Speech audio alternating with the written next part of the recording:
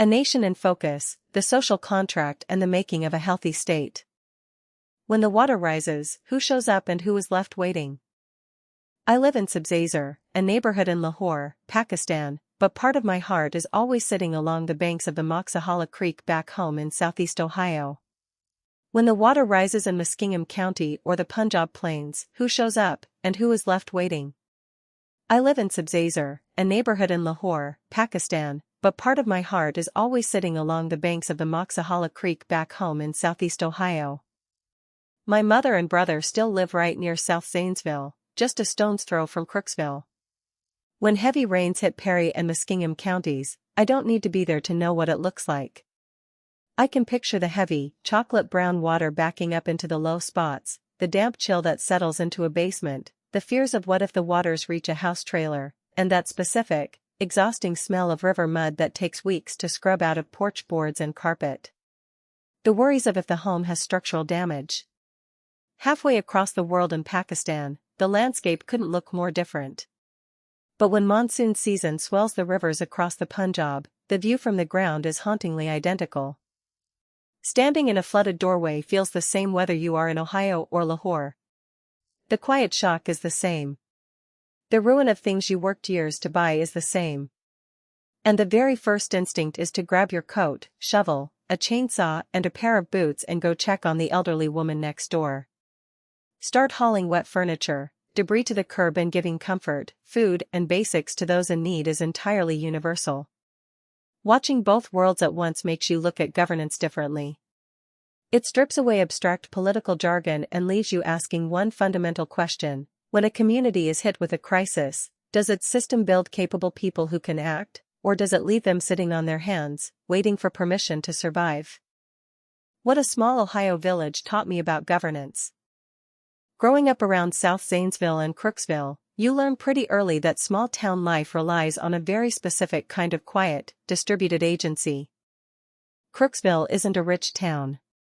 It's a hard-working Appalachian village of under 1,500 people. But when the creek overflows, nobody sits around waiting for a press conference out of Washington, D.C., or a mandate from the state capitol in Columbus. The response moves in waves because the connections are already wired. On the local levels we see neighbor checks on neighbor.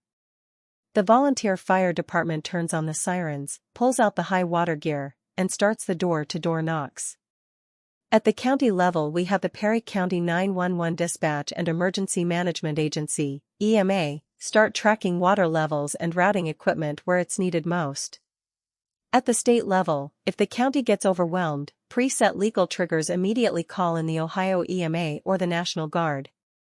Government here doesn't replace the community's instinct to help itself, it validates it, organizes it, and backs it up with real resources. The system trusts the people on the ground to know their own roads. Here in Pakistan, the human spirit is just as generous, if not more so. The impulse toward hospitality, neighborly charity, and mutual support runs incredibly deep. When disaster strikes, ordinary citizens open their wallets and their homes without a second thought.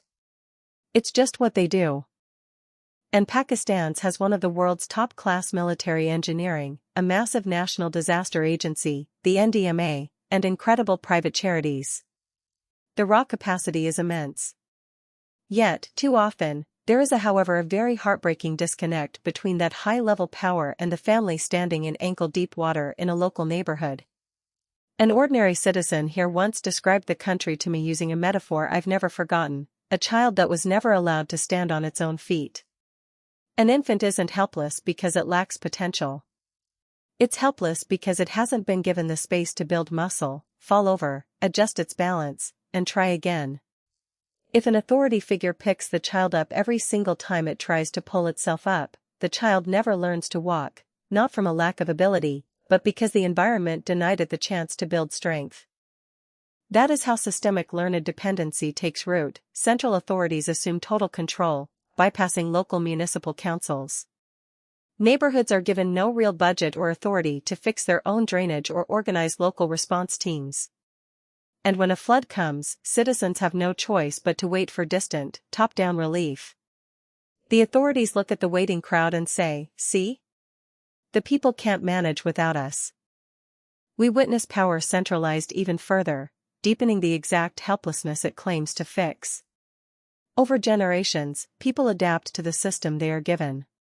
If a system rewards waiting for a political patron, people learn to wait for patrons. If it rewards local initiative, communities build habits of self-reliance. It is very easy to blame culture or public apathy for civic passivity, but that misses the point entirely. Culture simply reflects the structural incentives people are given to survive and adapt. It is nature versus nurture, and we have a breakdown when these two things fail to promote a cohesiveness and inclusion of what is a community and what that actually means. Across the globe, the relationship between state control and citizen participation varies wildly, proving that central authority does not have to mean public powerlessness. In China, a deeply centralized state framework actively structures and expects local neighborhood committees and civil volunteer groups to manage community-level crises. Across much of Europe, comprehensive state safety nets exist alongside highly empowered municipal councils and professionalized local volunteer forces. The size or scope of the government is not the primary variable that dictates civic vitality. The true variable is human agency, whether a state treats its people as passive victims waiting for a top-down handout, or as active, capable partners entrusted to keep their own communities safe. When the water actually rises, theoretical politics wash away, leaving behind a stark operational audit of how a society functions under stress. In a passive dependency model, the moment of crisis finds isolated families waiting in the dark for centralized military rescue or private charity to arrive, while a distributed capability model sees volunteer crews and trained neighbor networks executing pre-planned evacuations immediately.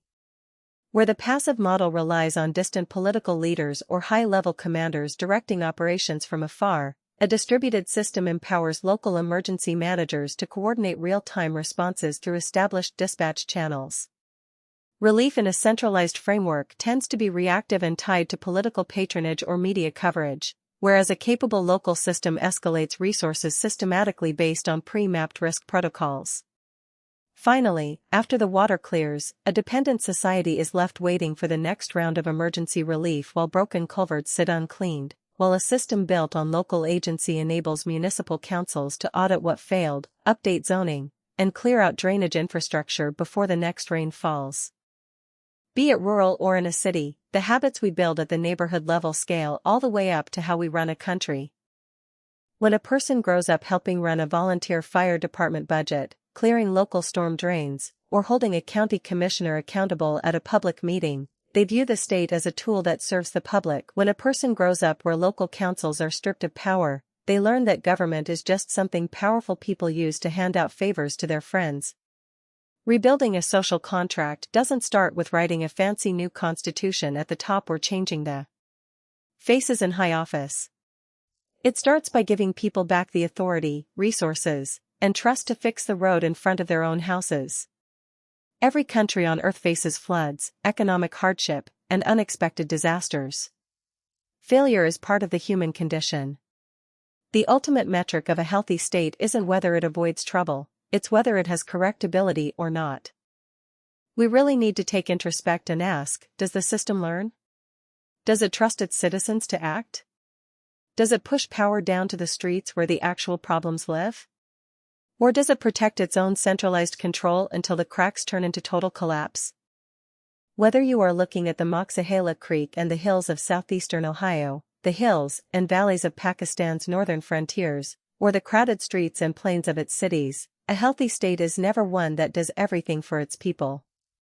It is one that gives its people the power to act, knows when to step in with greater capabilities when they cannot, and, most importantly, fosters the tools and the space they need to stand firmly on their own 2 feet.